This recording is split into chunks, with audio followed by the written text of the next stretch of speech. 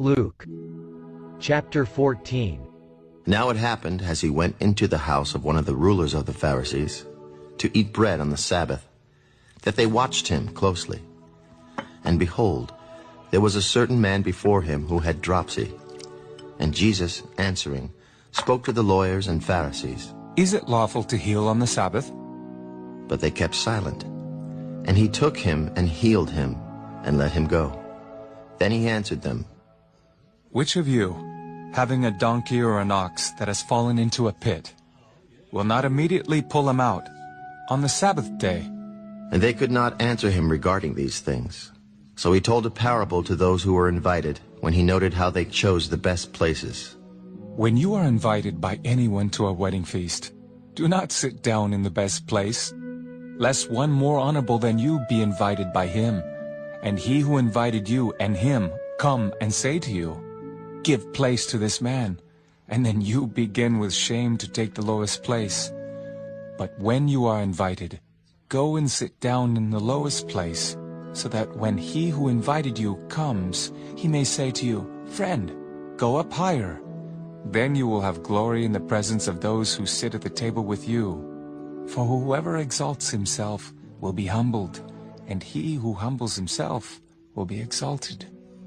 Then he also said to him who invited him, When you give a dinner or a supper, do not ask your friends, your brothers, your relatives, nor rich neighbors, lest they also invite you back and you be repaid.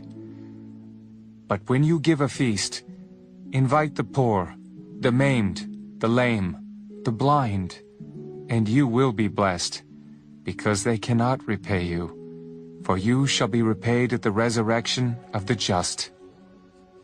Now when one of those who sat at the table with him heard these things, he said to him, Blessed is he who shall eat bread in the kingdom of God. A certain man gave a great supper and invited many, and sent his servant at supper time to say to those who were invited, Come, for all things are now ready. But they all with one accord began to make excuses. The first said to him, I have bought a piece of ground, and I must go and see it. I ask you to have me excused. And another said, I have bought 5 yoke of oxen, and I am going to test them.